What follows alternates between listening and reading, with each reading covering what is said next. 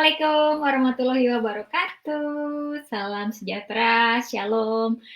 Teman-teman, sobat-sobat KSI sekalian.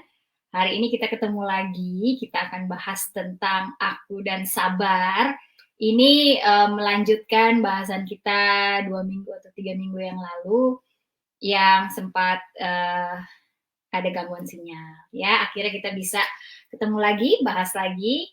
Rehat bareng Konseling Satir Indonesia. Saya Mira Baybana akan menemani sobat Konseling Satir Indonesia sekalian.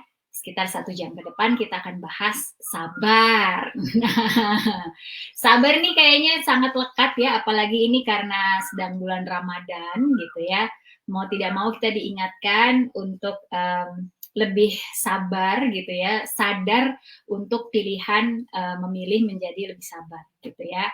Nah, jadi satu tantangan kalau Ramadannya udah selesai gitu ya, apakah sabarnya juga selesai gitu ya, atau masih bisa nih, atau kita bisa dapat manfaat dari obrolan kita kali ini dan mungkin bisa dibawa, dipraktekkan, diaplikasikan dalam kehidupan sehari-hari, sehingga walaupun nanti Ramadan udah selesai gitu ya, kita tetap bisa mengaplikasikan yang namanya sabar ini.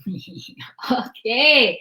Nah, teman-teman sekalian, sobat satir, konseling satir Indonesia sekalian, juga boleh tulis di kolom komen ya, kira-kira apa sih yang bikin nggak sabar gitu ya.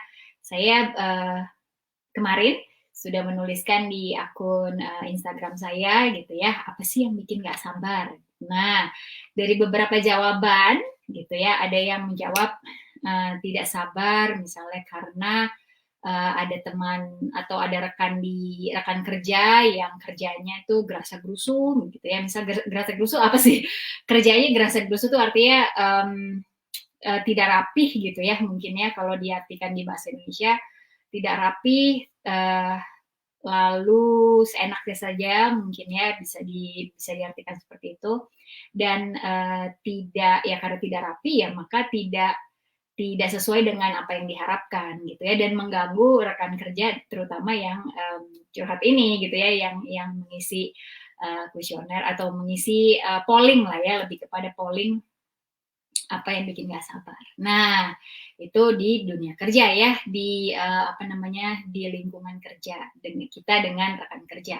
Nah, kalau di lingkungan atau di hubungan kita dalam keluarga gimana? Pasti banyak ya.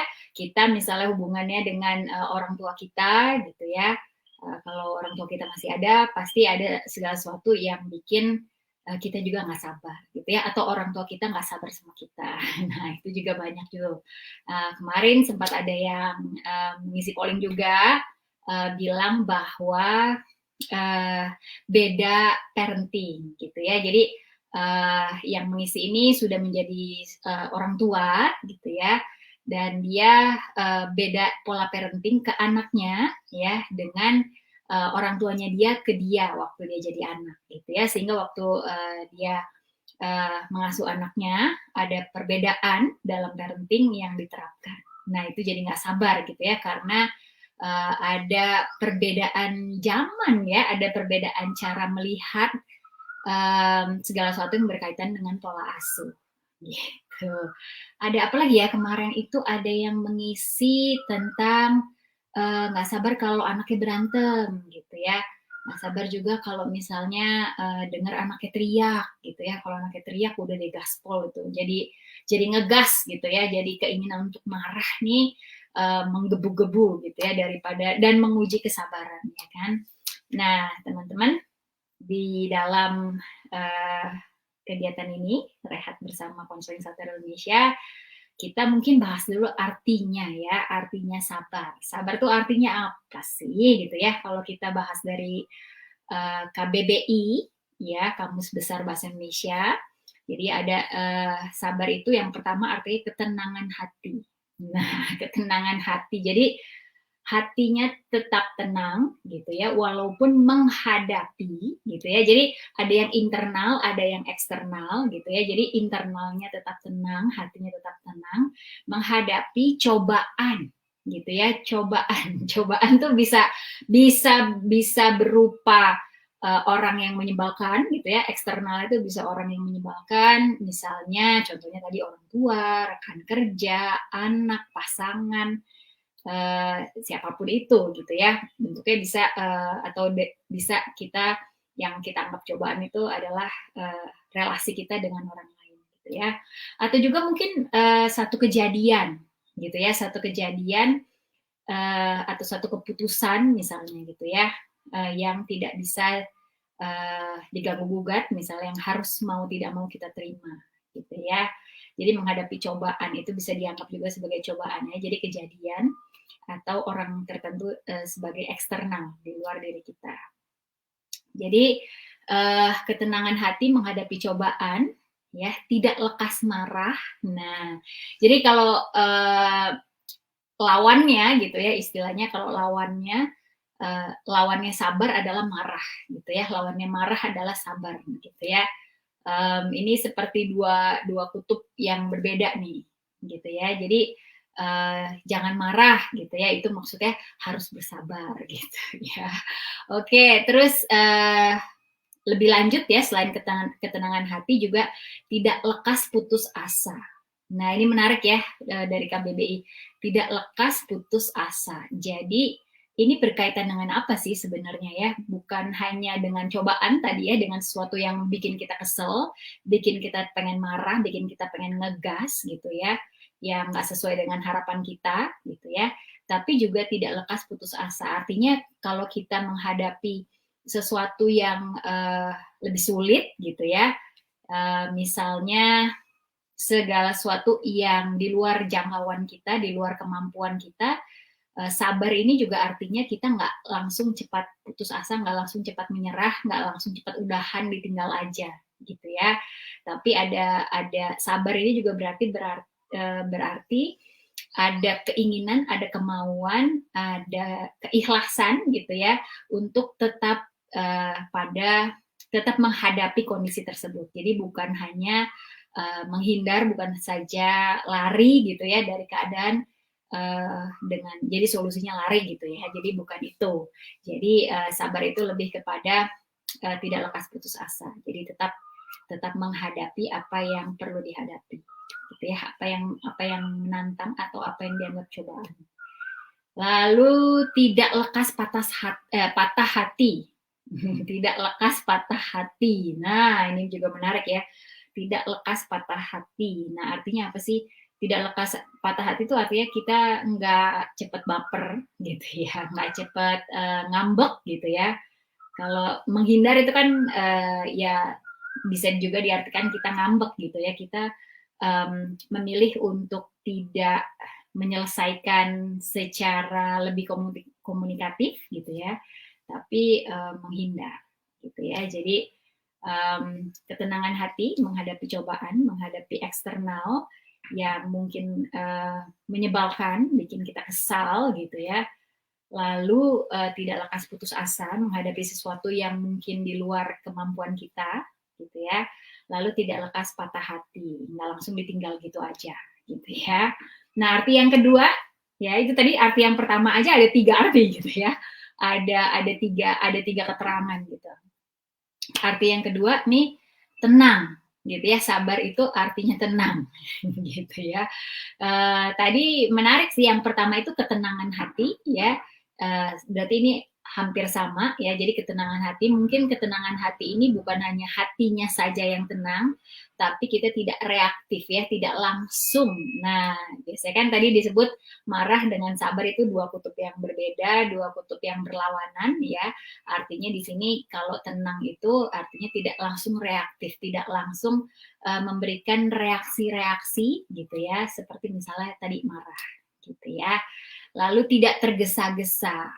Nah, tidak tergesa-gesa ini mungkin lebih kepada nggak langsung judging gitu ya, nggak langsung judgment gitu, nggak langsung memutuskan secara sepihak dalam memaknai apa yang terjadi gitu ya. Jadi kalau misalnya ada rekan kerja yang melakukan sesuatu yang bikin kita kesel gitu ya, kita nggak langsung judging dalam arti kata oh emang orangnya nyebelin gitu ya, oh emang orangnya dengan label-label tertentu, intinya seperti itu ya. Atau misal ke anak kita juga dengan label-label tertentu Jadi kita nggak tergesa-gesa dalam reaktif gitu ya, nggak langsung reaktif dan tidak langsung mengjudging gitu ya, menghakimi gitu, melabel, menghakimi. Nah, yang berikutnya juga tidak terburu nafsu gitu ya, tidak terburu nafsu.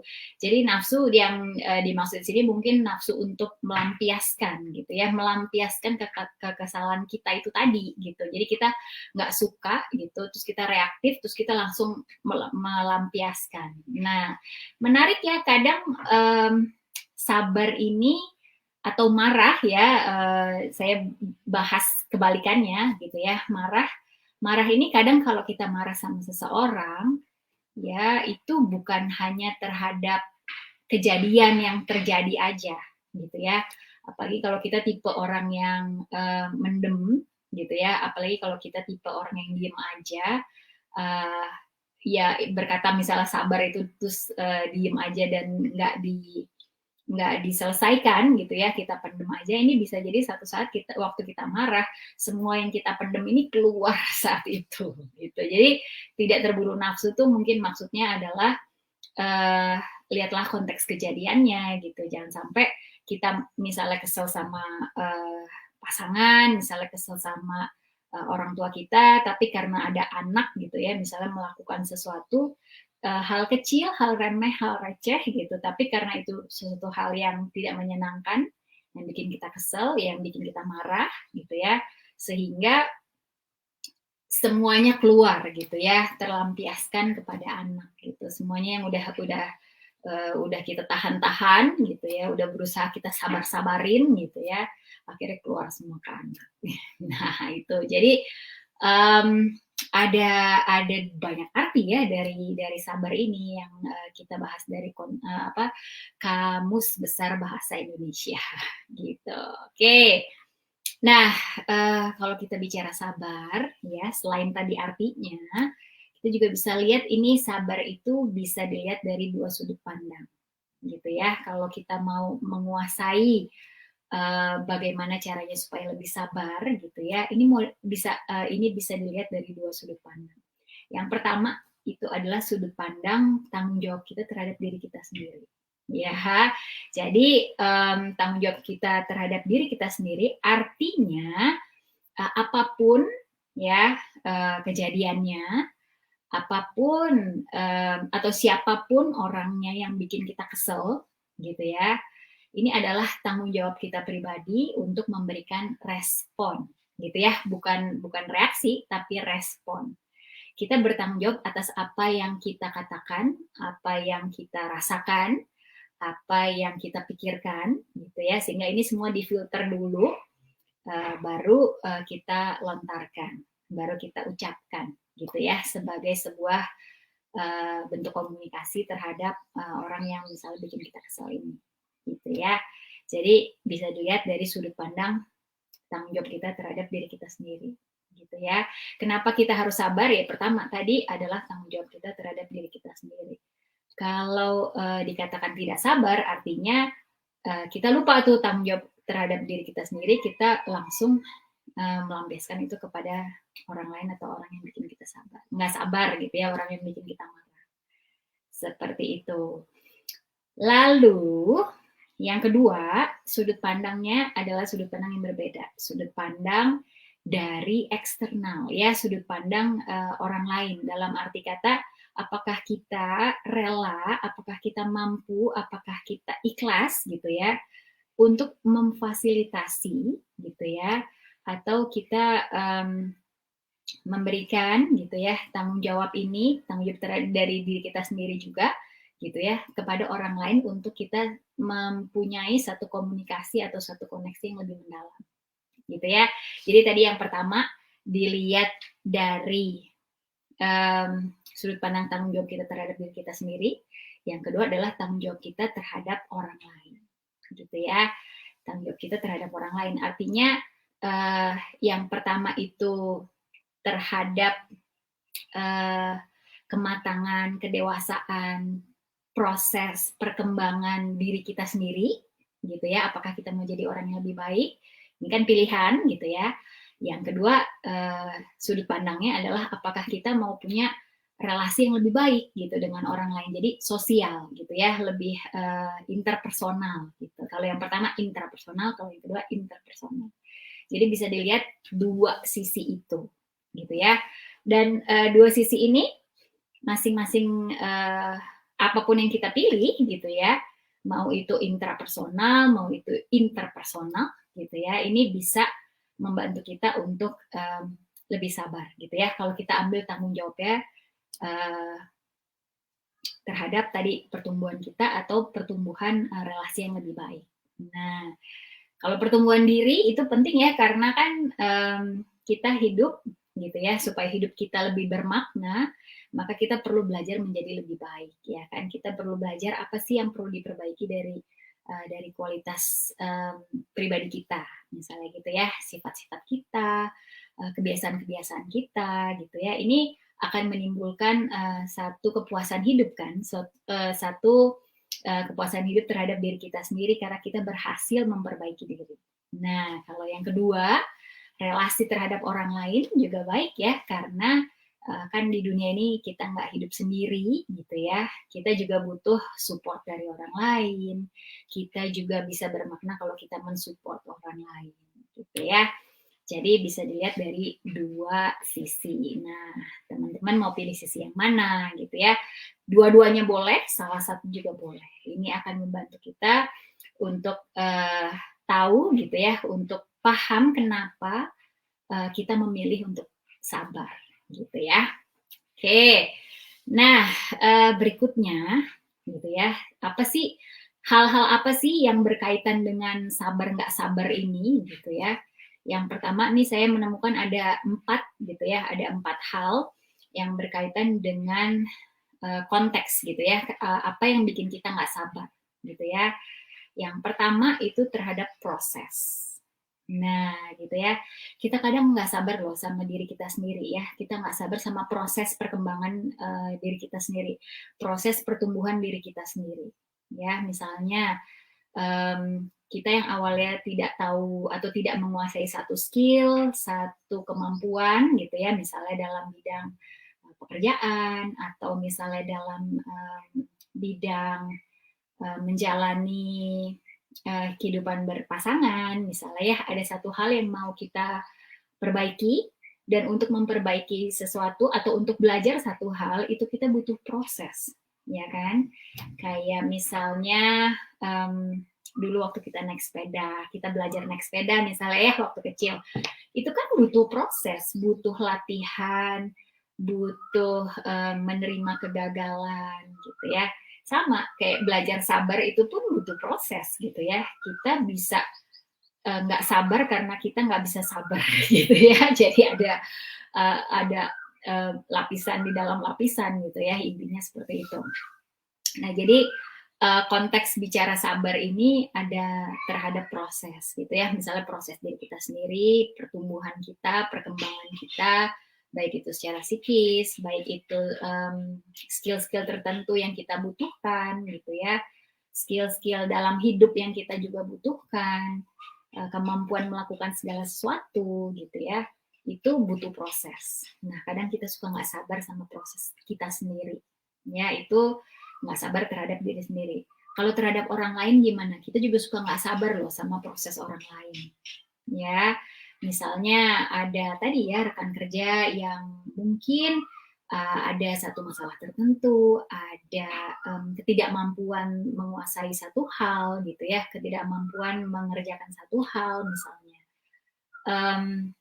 Dan dia butuh untuk berproses gitu, dan kita nggak sabar akan proses yang dia alami oleh rekan kerja kita misalnya, atau oleh pasangan kita, atau oleh anak kita gitu ya, atau misalnya oleh orang tua kita gitu ya, maksudnya terhadap orang tua kita. Nah, contohnya gimana? Pertama, misalnya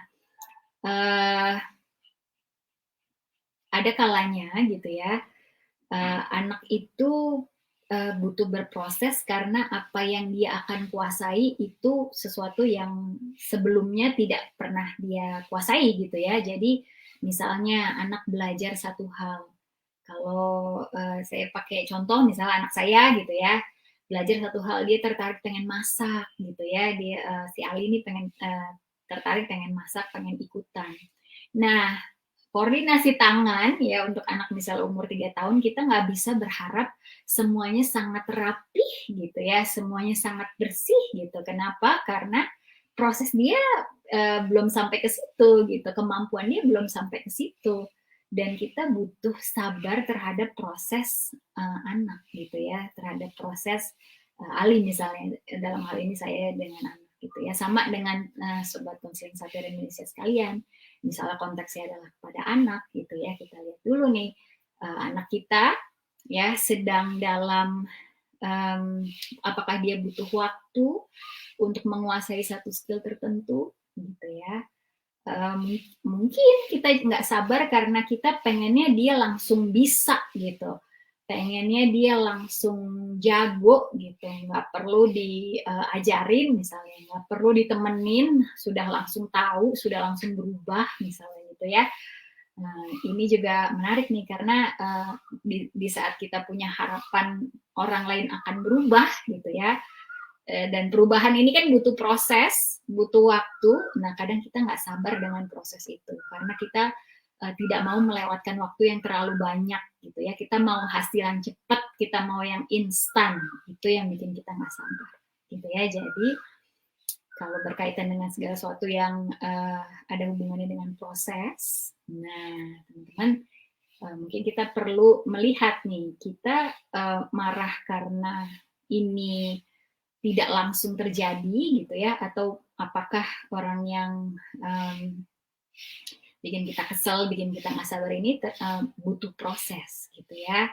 Nah sama ya, sama diri kita sendiri juga seperti itu. Kita nih butuh proses juga ya kan, butuh proses untuk bisa menguasai satu skill tertentu, satu hal tertentu ya, apapun itulah misalnya ya, bisa parenting dalam hal mengurus anak misalnya gitu ya, atau dalam hal berkomunikasi dengan pasangan misalnya gitu ya. Itu semua butuh proses, butuh waktu. Apalagi kalau misalnya kita orang yang suka ngalahan gitu ya, atau misalnya kita orang yang sukanya langsung marah gitu, itu juga butuh proses untuk merubah itu, ya kan? Jadi untuk sabar artinya kita butuh menghormati proses, ya, menghargai proses. Karena segala sesuatu itu nggak ada yang instan, ya, nggak ada yang simsalabim jadi apa gitu ya, nggak ada yang langsung bisa gitu ya. Apakah kita bisa bersabar dengan step by step-nya gitu ya, hingga satu skill itu tercapai, karena memang itu yang sedang terjadi saat ini gitu kan ya, pilihannya seperti itu. Oke, jadi itu yang pertama ya, konteks yang bikin kita suka nggak sabar adalah terhadap proses gitu ya, baik itu proses diri sendiri atau proses orang lain. Oke, yang kedua adalah yang bikin kita suka nggak sabar tuh kalau beda pendapat ya, apalagi beda pendapatnya sama orang-orang tertentu gitu ya, yang emang bikin kita suka jadi baper, bikin kita suka jadi cepet ngegas, bikin kita suka jadi darah tinggi gitu ya, langsung aja gitu, langsung. Daddy, Mama, saya from downstairs. Can you find my tablet? You can ask ini Auntie Gupta, okay? Okay. Yeah, I'm working ya. I'll see you later ya. See you later. See you. Oke, lanjut. Beda pendapat. Beda pendapat ya. Kalau misalnya dalam Satir ya, dalam Virginia Satir, ajarannya Virginia Satir, atau ide-ide yang dikemukakan oleh Satir, itu ada yang namanya kita bahas gunung es ya. Jadi kalau beda pendapat itu kan artinya di layer persepsi ya, teman-teman masih ingat ya, gunung es Satir itu kalau teman-teman ingat gambaran gunung es gitu ya, ini seperti metafora, ini seperti gambaran bahwa manusia itu kayak gunung es gitu, ada 10% yang kelihatan di atas, ada 90% yang nggak kelihatan di bawah air gitu ya, istilahnya. Yang kelihatan tuh apa sih? Perilaku kita, raut muka kita ya, gerakan tubuh kita misalnya gitu ya, itu yang kelihatan, itu yang 10%. Yang 90% nggak kelihatan apa sih? Layer yang pertama atau lapisan yang pertama itu perasaan gitu ya. Lapisan yang kedua itu persepsi. Nah, beda pendapat nih artinya di layer persepsi gitu ya. Kita mungkin bisa aja muka biasa aja gitu ya, ke rekan kerja, ke pasangan, ke orang tua atau ke anak biasa aja. Tapi dalam pikiran kita gitu ya, ini ada satu perbedaan gitu ya, ada satu ketidaksukaan, ya ini layer perasaan gitu ya, ketidaksukaan, ada perbedaan pendapat, perbedaan memaknai segala sesuatu gitu ya, yang bikin kita jadi men-trigger kita untuk nggak sabar tadi, gitu ya. Jadi bisa dimulai dari perbedaan pendapat terhadap sesuatu yang jadi perbedaan pendapat ini antara misalnya teman-teman atau sobat konseling Satir Indonesia dengan orang yang misalnya tadi ya yang bikin kita nggak sabar, punya perbedaan pendapat terhadap satu hal misalnya atau dua hal atau lebih banyak hal ya, makin banyak perbedaan pendapatnya di satu sisi ya, kalau menurut Virginia Satir ya, persamaan atau kesamaan, kalau kita punya kesamaan, kalau kita punya sama persepsi gitu ya, sama pemaknaan, itu kadang bikin kita jadi dekat sama orang lain, ya kan? Ya. Jadi kita punya kedekatan karena oh sama nih, sama-sama suka misalnya sama-sama suka traveling gitu ya. Itu sebelum COVID ya. Kalau sekarang udah mungkin sama-sama suka traveling dalam arti kata sekarang lebih kepada browsing-browsing misalnya gitu ya, atau misalnya juga jalan-jalan keluar tapi tentu dengan memperdulikan protokol kesehatan misalnya ya, atau olahraga, sama-sama suka olahraga. Nah, karena sama-sama suka olahraga, ngobrol juga nyambung ya kan, karena nyambung jadi deket ya kan. Nah, itu kesamaan bisa menimbulkan kedekatan ya, tapi perbedaan tuh kadang suka disalahartikan akan menimbulkan konflik gitu ya. Dalam hal ini perbedaan pendapat itu bisa bikin kita nggak sabar, jadi ada konflik ya, karena tadi begitu nggak sabar, marah, tidak bertanggung jawab terhadap diri, tidak bertanggung jawab terhadap relasi dengan orang lain, langsung meledak misalnya gitu ya. Beda pendapat oke, gitu ya. Kenapa? Karena itu akan mendewasakan kedua belah pihak ya kan, kalau dua-duanya sama-sama mau belajar ya, sama-sama mau memahami mungkin keterbatasan masing-masing apa gitu ya. Tapi kalau hanya selesai sampai di beda pendapat saja, nggak ada solusi yang konstruktif gitu ya, kedua belah pihak nggak ada yang mau saling mengalah, hanya mau menang saja gitu ya, maka nggak ada solusi ya. Maka ini yang dikatakan sabar itu bisa marah ya, tidak sabar bisa jadi marah, marah bisa jadi konflik, konflik jadi bisa merenggangkan relasi atau kedekatan emosi gitu ya, jadi nggak deket lagi kita gitu. Nah, jadi bisa dilihat sebagai peluang untuk punya kedekatan emosi ya, kalau masih mau merelakan untuk bersabar gitu ya, mengikhlaskan untuk bersabar ya, dan memahami kondisi orang lain ya, ini akan mendekatkan relasi ya, atau malah kalau kekeh gitu ya, kekeh sama-sama tidak mau melihat, sama-sama tidak mau mendengar ya kan. Kadang kalau kita dalam keadaan konflik gitu ya, atau dalam keadaan tidak sabar, itu kita enggan untuk mendengar gitu kan, enggan untuk mendengar, dan kita jadi pengen menang sendiri gitu ya, ingin membenarkan pendapat kita sendiri. Nah gitu ya, jadi konteks yang bikin kita nggak sabar adalah kalau kita beda pendapat sama orang ya. Beda pendapat itu kalau sudah salah satunya ingin menang sendiri ya, artinya dan tidak mau mendengarkan, itu artinya udah lose or win gitu ya, artinya salah satu itu maunya menang dan salah satu dan lawannya gitu ya, dia ingin lawannya itu untuk jadi pihak yang kalah gitu, jadi pihak yang harus menerima yang menang ini misalnya ya. Jadi adu pendapat, adu argumen gitu ya, yang merasa pengen win gitu ya, ingin yang lawan bicaranya misalnya untuk mengikuti apa yang dia inginkan. Nah, kalau udah kayak gini ya, bisa bukan hanya beda pendapat ya, bisa juga beda value, misalnya beda harapan ya juga beda segala sesuatu. Ya namanya kita kan di dunia ini nggak ada yang sama ya sebenarnya ya.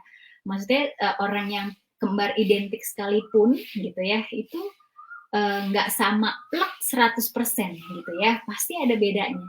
Jadi adalah sebuah hal yang tidak bisa dihindari gitu.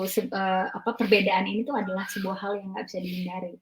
Maka kemampuan kita untuk mengatasi perbedaan, untuk menerima perbedaan, untuk berdamai dengan perbedaan, gitu ya, untuk berdamai dengan perbedaan, jadi sebuah skill yang bisa membantu kita untuk lebih sabar. Gitu ya. Jadi bagaimana nih cara kita memaknai perbedaan? Menarik gitu ya. Kalau kita cara pandang kita menghadapi perbedaan adalah kita pengen menang sendiri gitu ya, karena kita merasa kita yang paling benar, maka ini bisa jadi sebuah paksaan gitu ya. Jadi kita memaksa orang untuk sabar gitu misalnya, bisa juga jadi kayak gitu ya, malah nggak sehat gitu. Atau kita memaksa diri kita sendiri untuk sabar gitu ya. Jadi ini malah power ya, malah permainan akan kekuasaan gitu. Siapa yang menang, dia yang berkuasa, dia yang paling benar gitu ya. Jadi kebenaran itu hanya dimiliki oleh orang yang punya kuasa misalnya. Ya punya kuasa ini bukan hanya dilihat misalnya punya jabatan tertentu ya teman-teman, tapi misalnya punya kuasa itu hubungan orang tua dengan anak.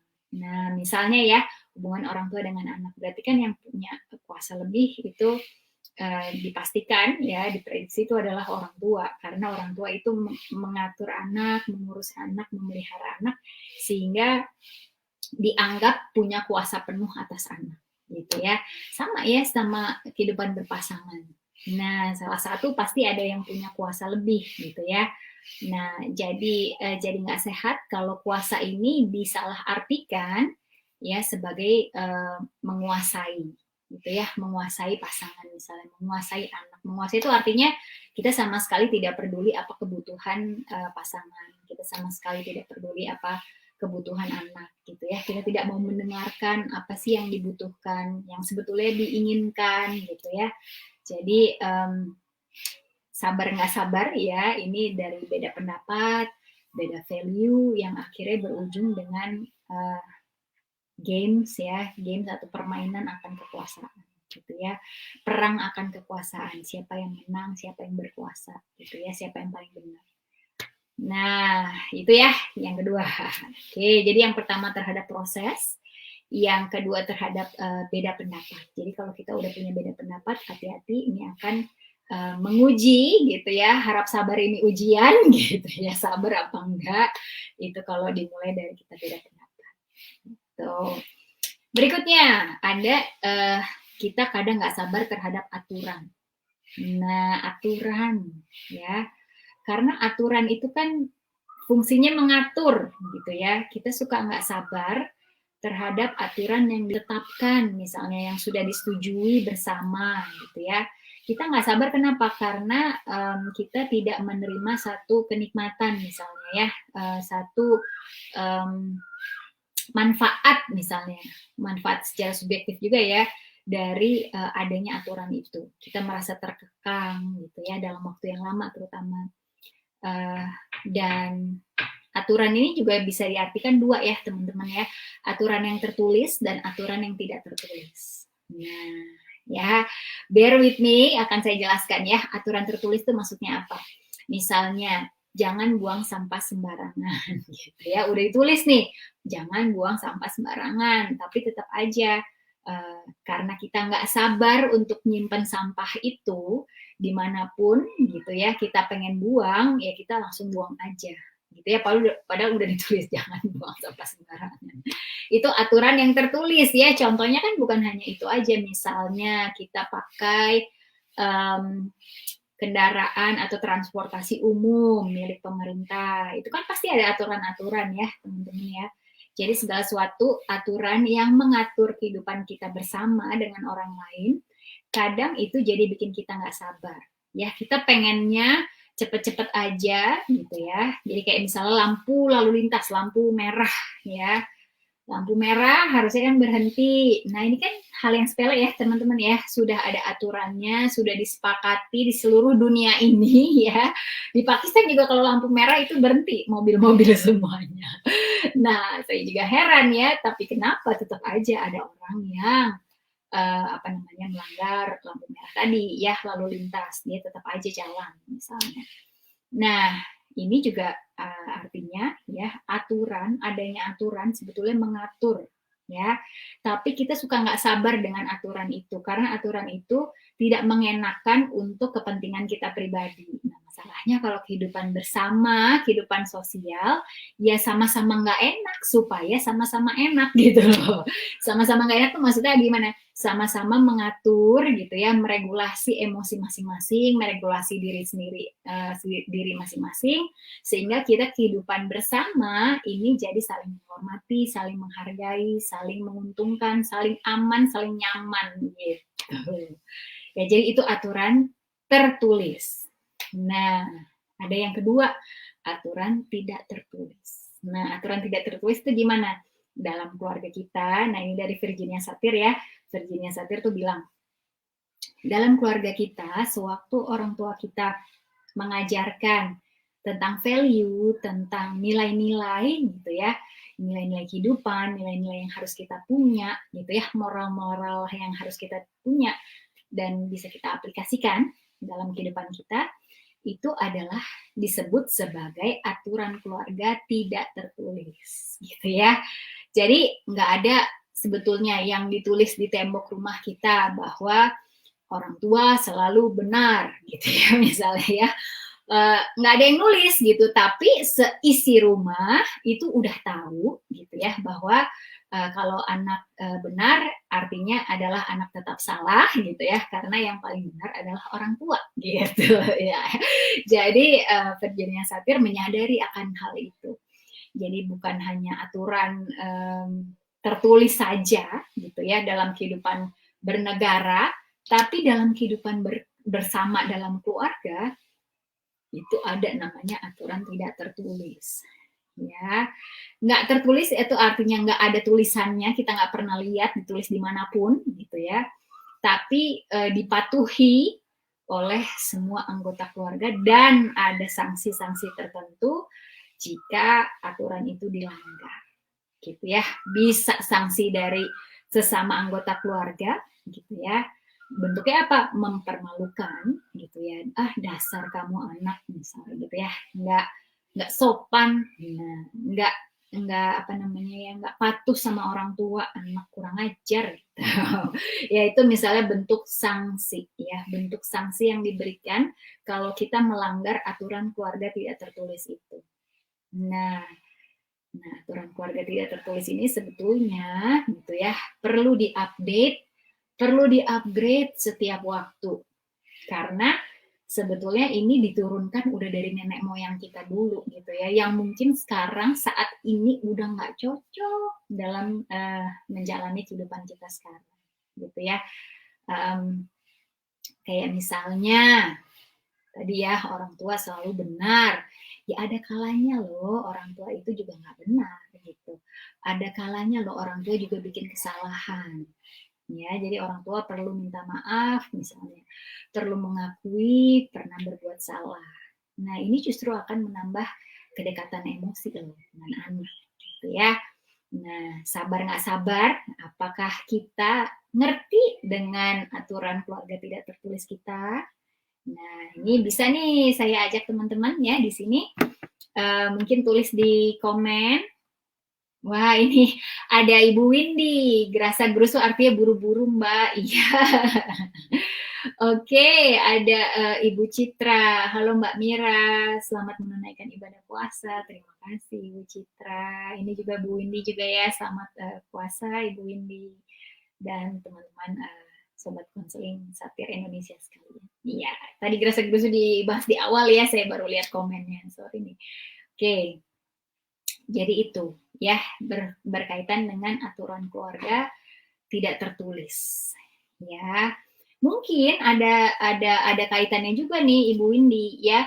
dalam orang tua Bu Windy dulu mendidik Ibu Windy itu mungkin ada aturan tidak tertulis kalau menyelesaikan segala sesuatu itu harus terplanning, harus rapi, nggak boleh kerasa-gerusu gitu ya. Sehingga saat kita menghadapi orang lain yang punya yang tidak sesuai dengan apa value yang diajarkan kepada kita tadi, sesuai dengan apa yang tidak sesuai dengan aturan keluarga tidak tertulis tadi, kita langsung tertrigger, kita langsung jadi nggak sabar gitu ya. Padahal ya kita nggak tahu ya dari sisi orang tersebut itu apakah dia sengaja gerasa gerusunya gitu ya, apakah dia sengaja untuk membuat kita tidak sabar gitu ya, atau memang karena dia tipe orangnya seperti itu, dia sedang berusaha juga untuk lebih baik misalnya, atau sedang ada masalah, atau sedang ada apa gitu ya, kita nggak tahu. Nah, tapi dalam kejadian itu kita tertrigger untuk jadi nggak sabar karena ada beda value tadi, ya beda pendapat misalnya. Tadi ya yang kedua ya, jadi beda proses. Ya, apakah kita menghargai proses dia dan kita menghargai proses kita juga. Ada beda pendapat gitu ya, beda value, dan apakah ini jadi membuat kita ingin menang gitu ya, atau membuat dia ingin menang terhadap kita. Nah, yang ketiga tuh aturan. Ini jangan-jangan kita punya aturan keluarga tidak tertulis nih, yang men-trigger kita terhadap perilaku orang lain, sehingga kita jadi nggak sabar sama orang itu, gitu ya.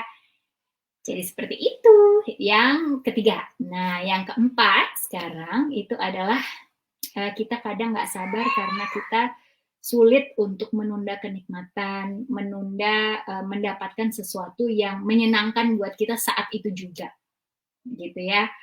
Nah, misalnya dalam hal puasa, gitu ya. Dalam hal puasa, kenapa kita harus puasa? Nah, itu kan pasti ada banyak penjelasannya, ada banyak apa namanya segala sesuatu yang berkaitan gitu ya, memberikan alasan, memberikan penjelasan kenapa kita harus puasa. Nah, dalam prakteknya gitu ya, itu kan artinya menunda kenikmatan juga gitu ya. Menunda kenikmatan untuk apa? Untuk langsung makan misalnya. Karena makan ini bukan hanya makan tapi juga nafsu misalnya gitu ya. Jadi apakah kita bisa bersabar untuk menunda mendapatkan kenikmatan saat itu juga? Gitu ya, kayak misalnya dalam hal kita dalam proses promosi jabatan misalnya ya, itu bisa juga jadi seperti itu. Kita nggak sabar gitu ya untuk menjalani itu, kita pengennya langsung aja gitu ya. Kenapa? Karena langsung akan dapat gaji yang besar, karena langsung akan dapat apa namanya privilege gitu ya, keistimewaan atau hak-hak tertentu yang nggak dimiliki pekerjaan kita yang sekarang, misalnya gitu ya. Kita nggak sabar gitu ya, karena kita pengen karena kita pengen buahnya langsung saat ini juga gitu. Kita ingin langsung menikmati buahnya saat ini juga, buah dari hasil kerja keras kita misalnya gitu ya, atau hasil dari kerja keras dalam arti kata memupuk hubungan relasi komunikasi gitu ya, misalnya dengan anak, dengan suami, dengan orang tua dan lain sebagainya. Kita langsung pengen aja gitu ya, tapi kita apa namanya tidak sabar gitu. Jadi ada 4 ya. Yang pertama tadi terhadap proses, kita bisa nggak sabar terhadap proses ke diri kita sendiri, proses orang lain juga gitu ya. Terus yang kedua beda pendapat gitu ya, ini kita nggak sabar kalau menghadapi orang yang beda pendapat gitu ya. Karena kita ingin didengarkan, orang lain juga ingin didengarkan gitu ya. Kadang dilema mendengarkan adalah kita bukan mendengarkan untuk mendengarkan, tapi kita mendengarkan untuk menjawab gitu ya. Kita bukan hanya mendengarkan maksudnya dia apa gitu ya, bukan cuma berusaha mengerti maksudnya dia apa, tapi kita mendengarkan supaya kita bisa membalas misalnya gitu ya, membalas omongan supaya kita bisa berdebat lagi gitu. Nah, itu ya dari beda pendapat yang kedua. Yang ketiga dari aturan gitu ya, aturan tertulis misalnya yang sudah ditulis di negara kita, di lingkungan kita misalnya gitu ya, di gereja misalnya, itu kan pasti ada aturan-aturan yang sudah ditulis gitu ya, yang sudah disepakati bersama. uh, dan juga aturan keluarga yang tidak tertulis gitu ya, yang disepakati semuanya, disepakati bersama dan ada sanksinya ya, walaupun tidak tertulis tapi diamalkan oleh semuanya. Nah, kita perlu ngecek itu juga. Yang keempat itu kita bisa nggak sabaran ya, karena kita ingin menikmati ya hasilnya saat ini juga gitu ya. Kenapa orang korupsi? Karena dia merasa tidak sabar untuk mendapatkan bagiannya yang memang menjadi haknya gitu ya. Ingin sebuah kenikmatan yang langsung didapat secara spontan, yang langsung didapat secara yang saat ini juga langsung bisa didapat gitu. Dalam kehidupan berpasangan juga misalnya intimasi gitu ya, kedekatan, kepercayaan, ini kan satu hal yang perlu dipupuk ya. Kalau kita langsung ingin dekat gitu ya tanpa perlu memupuk ini juga jadi satu hal ya yang bikin kita nggak sabaran gitu ya, kita langsung marah aja gitu ya, tapi misalnya nggak mendengarkan, nggak memberikan perhatian gitu ya, nggak memfasilitasi komunikasi yang lebih terbuka misalnya. Kita juga nggak sabar untuk proses pasangan kita gitu ya, itu juga ada kaitannya. Kita langsung pengen enaknya aja gitu ya. Nah itu 4 hal yang bikin kita nggak sabar. Oke, bahasan berikutnya adalah gimana caranya supaya lebih sabar gitu kan ya. Nah, karena kita udah tahu nih tadi di awal saya udah bahas untuk bisa sabar gitu ya, ada 2 sudut pandang yang bisa kita pakai gitu ya. Kenapa kita harus sabar? Yang pertama, sudut pandangnya adalah ini tanggung jawab kita terhadap diri kita sendiri. Gitu ya. Masih ingat ya? Dan yang kedua adalah tanggung jawab kita dengan relasi kita kepada orang lain. Gitu ya. Jadi manfaatnya buat siapa? Yang pertama tentu manfaatnya buat kita, yang kedua manfaatnya buat kita dan orang lain. Gitu ya. Kalau yang pertama tuh manfaatnya memang buat kita, tapi orang lain akan dapat manfaat juga gitu ya secara tidak langsung. Tapi yang kedua ini akan ada manfaat secara langsung berdampak pada relasi.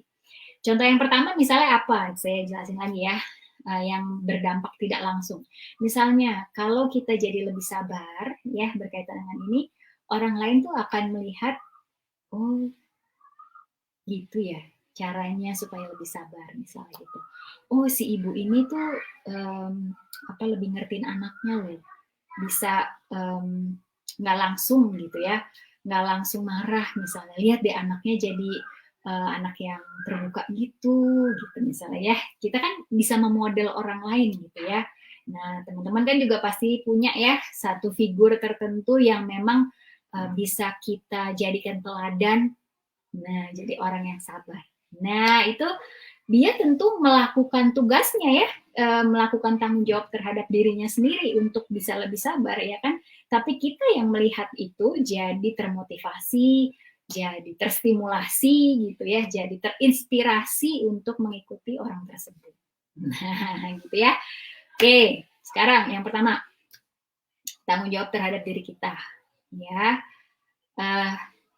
Lihat triggernya apa gitu ya. Trigger tuh apa sih? Trigger itu sesuatu yang kita maknai gitu ya. Jadi ini persepsi nih, kita main persepsi ya. Satu kejadian atau satu orang tertentu yang perilakunya misalnya kita maknai sebagai sesuatu yang menyebalkan gitu ya. Cek triggernya gitu ya. Nah setelah cek triggernya apa yang harus kita lakukan? Harus ada ya yang kita lakukan, karena ini kalau kita udah bikin makna, kita akan masuk kepada tadi beda pendapat gitu ya. Mungkin makna yang dimaksud oleh orang itu beda, tapi makna yang kita maknai gitu ya, atau kejadian yang kita maknai juga beda. Nah kita punya pilihan ya kan, kita punya pilihan, ini kita mau bereaksi atau merespon apa terhadap pemaknaan kita itu gitu ya. Jadi misalnya anak teriak gitu ya, anak apa ya kemarin itu teman-teman yang mengisi, atau misalnya ini ya rekan kerja gerasa gerusu gitu ya, itu kan kita memaknai perilaku. Tadi ya, memaknai teriakan anak sebagai apa? Gitu ya. Ini kalau kita bahas gunung es, itu bisa sampai tahap ya gambar diri. Gitu. Gambar diri itu jadi yang paling atas gunung es gitu ya, perilaku 10% yang kelihatan, di bawah perilaku ada perasaan, di bawah perasaan ada persepsi, di bawah persepsi ada harapan gitu ya, di bawah harapan ada dambaan, di bawah dambaan ada gambar diri, bagaimana kita memaknai diri kita sendiri. Ya, ini erat kaitannya dengan persepsi. Kalau persepsi tadi bagaimana kita memaknai kejadian, bagaimana kita memaknai teriakan anak gitu ya. Nah, kalau gambar diri ini bagaimana kita memaknai teriakan anak terhadap diri kita, tentang diri kita, misalnya. Ya, teriakan anak tuh artinya aku orang tua yang misalnya nggak mampu ngurus anak, anaknya nggak behave misalnya. Aku orang tua yang apa gitu ya, tergantung. Kita masing-masing punya trigger sendiri-sendiri, ya. Trigger saya mungkin beda dengan triggernya Ibu Citra. Trigger Bu Citra beda dengan triggernya Bu Windy, gitu ya. Trigger Bu Citra, Bu Windy beda dengan triggernya Femi, misalnya, gitu ya. Dengan triggernya Yohan, dengan triggernya Santi, misalnya gitu. Jadi kita kenal dulu nih sama trigger kita. Kita tuh paling nggak sabar kalau apa. Nah, cari pemaknaannya, cari kaitannya terhadap gambar diri kita. Nah, dari situ kita bisa bantu dengan harapan, gitu ya. Harapan itu ada harapan itu hal yang sangat krusial ya, hal yang sangat membantu kita untuk bisa sabar atau nggak sabar, gitu ya. Kita nggak sabar itu kalau kita pengen harapan kita langsung terpenuhi saat itu juga, ya. Dari trigger sebenarnya ada harapan apa sih, gitu ya. Harapannya itu bisa ke orang lain, bisa ke diri sendiri, gitu ya. Bisa misalnya harapan orang lain terhadap diri kita, gitu ya. Nah, ini harapannya apa? Jelas dulu, gitu ya. Jelasin dulu. Misalnya tadi anak teriak ya, harapannya ya diem, gak usah teriak, mengganggu gitu ya. Jadi ada gambar diri tadi ya, misalnya gambar diri itu terganggu karena saya adalah orang tua yang bisa dianggap oleh tetangga nih karena teriaknya kenceng banget gitu ya, mempermalukan saya sebagai orang tua gitu ya misalnya. Jadi ada harapannya apa? Anak diem. Oke. Caranya gimana? Kadang kalau kita langsung potong kompas misalnya nggak sabar gitu ya, kita marahin anak langsung saat itu juga. Anak diem nggak? Bisa diem. Ya, bisa diem satu pilihan ya, langsung diem. Nah, kan yang kita inginkan adalah tadi ya, dari beda pendapat adalah menang, win lose gitu ya. Begitu kita langsung marah gitu ya, maka kita win gitu ya. Yang lose siapa? Anak. Ya kan? Nah, apakah boleh seperti itu? Ya ini kan pilihan ya. Kan saya juga bilang tadi dua sudut pandang gitu ya. Apakah kita mau tetap seperti itu dengan win dan lose anak jadi sakit hati misalnya dengan cara kita untuk ngomong gitu ya. Karena saya juga banyak banyak beberapa sesi konseling yang saya tangani itu menyesalkan gitu ya.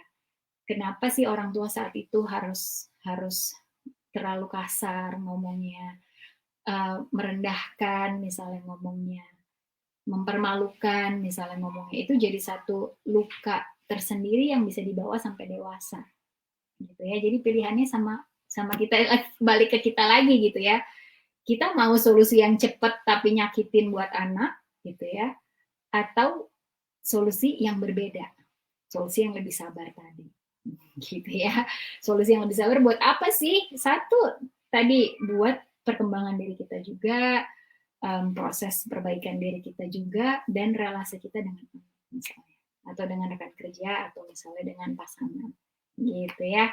Jadi pemenuhan harapan, apa sih yang kita harapkan dan bagaimana cara kita dalam memenuhi harapan tersebut ya. Jadi yang pertama itu kita bisa langsung penuhi harapan yang kita mau saat itu juga, harganya apapun gitu ya. Pokoknya anak langsung diem misalnya, contohnya tadi dalam konteks anak gitu ya. Atau kita bisa terbuka nih dengan pilihan lain dalam memenuhi harapan kita, ya. Misal dengan alternatif lain, ya. Alternatif lain itu misalnya gimana? Oke, kalau teriak gitu ya, misalnya ini teriak dalam hal apa gitu? Apakah dia lagi happy, jadi saking excited gitu ya, terus jadi teriak gitu, atau dia memang sengaja bikin kita marah atau apa gitu? Lihat dulu konteksnya, ya. Misalnya excited, oke, kita bisa kasih tahu gitu ya, atau kita fasilitasi, ayo lomba lomba teriak gitu ya, tapi ya tentu nggak di rumah gitu ya. Misalnya waktu sedang ke taman gitu ya, jalan-jalan misalnya waktu-waktu tertentu, atau lapangan bola misalnya gitu ya, teriak bisa di situ. Nah, atau misalnya anak nggak bisa diem gitu ya, nggak bisa diatur, nggak bisa diem. Nah, cari fasilitas yang berbeda, yang atau cari cara lain yang bisa memfasilitasi itu gitu. Jadi kita dengerin juga, kita penuhi juga kebutuhan anak, kita penuhi juga kebutuhan kita, gitu ya. Berikutnya apa sih yang harus apa cara lain untuk memenuhi itu? Tadi cek aturan keluarga tidak tertulis, ya. Apakah kita punya aturan bahwa ya teriak itu artinya apa, kan? Teriak itu artinya apa terhadap orang tua misalnya, nggak sopan atau apa gitu ya. Nah, mungkinkah itu perlu diperbarui gitu ya. Ini yang saya bilang ini bukan hanya masalah kita menerapkan aturan yang bahwa anak harus menghormati orang tua dalam arti umum gitu ya, bahwa teriak juga nggak boleh karena mengganggu orang lain gitu ya. Tentu kita juga perlu jelaskan bahwa itu adalah hal yang tidak baik dilakukan gitu ya, sebagai sebuah aturan. Nah, tapi sesuaikan juga dengan konteksnya gitu. Mungkin kita overreaktif karena ada nilai tertentu yang kita ini apa yang kita percayai gitu ya. Tadi nilai tertentu misalnya kalau anak kalau anak teriak artinya dia nggak bisa diatur. Kalau nggak bisa diatur artinya saya orang tua yang nggak baik. Kalau saya orang tua yang nggak baik, saya harus kendalikan anak gitu ya. Saya harus pegang powernya, kendalikan anak, suruh anak diam. Nah, itu kan balik lagi ya ke pemenuhan harapan yang pertama, harga apapun nggak peduli sabar nggak sabar gitu. Tapi akhirnya itu jadi pilihan lagi terhadap harga yang harus dibayar, terhadap relasi kedekatan kita sama anak gitu ya. Nah, kalau sudah terjadi gimana? Perbaikan ya, jangan khawatir karena semua orang pasti melakukan kesalahan, semua orang pasti berproses untuk bersabar. Jangan khawatir kalau kita misalnya gagal dalam satu pilihan, dalam satu kejadian, gagal dalam memilih respon untuk lebih sabar gitu ya, maka kita bisa lakukan perbaikan. Contohnya apa ya? Contohnya minta maaf. Tadi mama langsung marah gitu ya, nggak ada waktu untuk menjelaskan karena mama butuh misalnya ya, mama atau papa gitu ya, butuh kamu untuk diam karena lagi kerja misalnya gitu ya. Jadi pilihannya sama kita kok, karena ini kan tanggung jawab kita juga gitu ya. Jadi orang dewasa itu, nah ini Virginia Satir juga nih, dia bilang untuk dari anak-anak menjadi dewasa itu ada satu fase yang sebetulnya seringkali ya pada umumnya dilewati oleh banyak orang. Ya, orang menganggap bahwa dewasa itu umurnya aja gitu ya. Padahal orang juga ngerti loh, begitu orang dewasa dia bertanggung jawab terhadap dirinya gitu ya. Mulai misalnya mencari nafkah gitu ya, bertanggung jawab terhadap dirinya, menafkahi diri, terus misalnya berpasangan gitu ya, bertanggung jawab terhadap atau menafkahi pasangan gitu ya. Tapi yang nggak diubah, nah adalah aturan-aturan keluarga tidak tertulis gitu ya. Justru persepsi kita ya berupa aturan keluarga tadi terhadap segala sesuatu di dunia ini itu perlu di-upgrade, perlu di-update. Cocok nggak? Masih cocok nggak dengan kehidupan kita sekarang? Gitu ya. Misalnya anak teriak gitu ya, atau misalnya contoh lain apapun lah ya. Apakah cocok reaksi yang sama kita berikan terus-menerus gitu. Ya.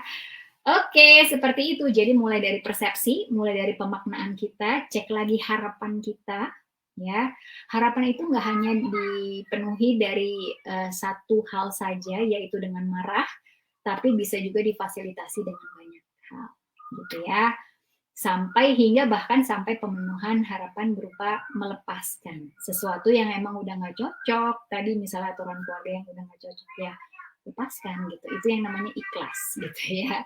Ikhlas itu kita melepaskan sesuatu yang emang udah nggak baik untuk diri kita, atau baik untuk orang lain tapi nggak baik buat kita gitu ya. Itu juga artinya ikhlas, melepaskan. Oke, Sobat Konseling Satir Indonesia sekalian, itu kira-kira pembahasan kita tentang sabar gitu ya. Jadi dimulai dari pemaknaan kita berkaitan dengan gambar diri kita gitu ya, lalu diperbaiki bentuknya dengan pemenuhan harapan gitu. Dan kalau misalnya pemenuhan harapan atau misalnya kita gagal dalam proses ini, ya ingat-ingat lagi trigger kita. Suatu saat trigger itu muncul, kita punya pilihan yang berbeda ya untuk memenuhi atau untuk merespon terhadap trigger tersebut. Oke, seperti itu bahasannya. Mudah-mudahan bermanfaat. Coba saya cek jam. Sudah jam 2 waktu Pakistan gitu ya. Berarti sudah jam 4 waktu Indonesia bagian Barat. Nah, terima kasih atas waktu dan perhatiannya teman-teman sekalian, Sobat Konseling Satir Indonesia. Mudah-mudahan bermanfaat. Ya, kalau saya review lagi secara singkat gitu ya. Sabar itu kalau menurut KBBI tadi kita lebih tenang hatinya gitu ya, dalam arti di luar bisa bikin kita marah, tapi kita bisa punya pilihan untuk tidak bereaksi terhadap apa yang ada di luar diri kita gitu ya.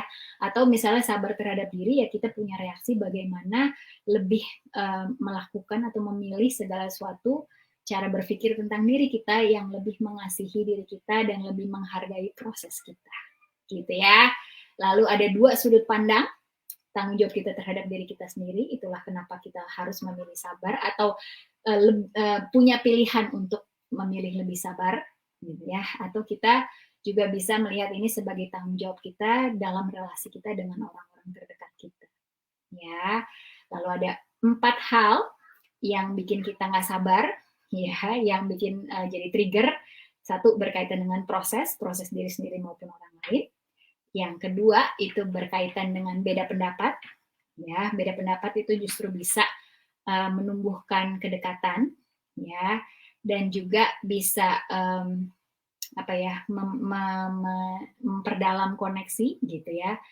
Juga menstimulasi proses kita untuk lebih memahami orang lain juga, gitu ya. Dan juga kita jadi bertumbuh dari perbedaan pendapat itu, kita punya hal baru yang bisa kita pelajari terhadap pasangan, misalnya terhadap orang lain, terhadap anak, terhadap orang tua, terhadap diri kita sendiri, ya. Lalu ada terhadap aturan. Nah, kadang kita suka nggak sabar terhadap aturan tertulis yang misalnya sudah nyata-nyata ditulis gitu ya untuk kemaslahatan bersama. Nah, itu kadang kita suka nggak sabar terhadap itu, ya. Aturan keluarga yang tidak tertulis, gitu ya. Lalu yang keempat adalah kita nggak sabar karena kita ingin menikmati atau mendapatkan kenikmatan saat ini juga, gitu ya. Gratifikasi gitu ya. Potong kompas terhadap hasil yang harusnya kita dapatkan nanti, gitu ya. Nah, caranya tadi sudah dijelaskan juga, memaknai ya, cek triggernya, cek pemaknaan kita terhadap kejadian, terhadap orang itu, terhadap perilaku, lalu cek terhadap gambar diri kita, ada harapan apa, pemenuhan harapan bisa dilakukan dengan beberapa pilihan. Gitu. Oke, terima kasih semuanya.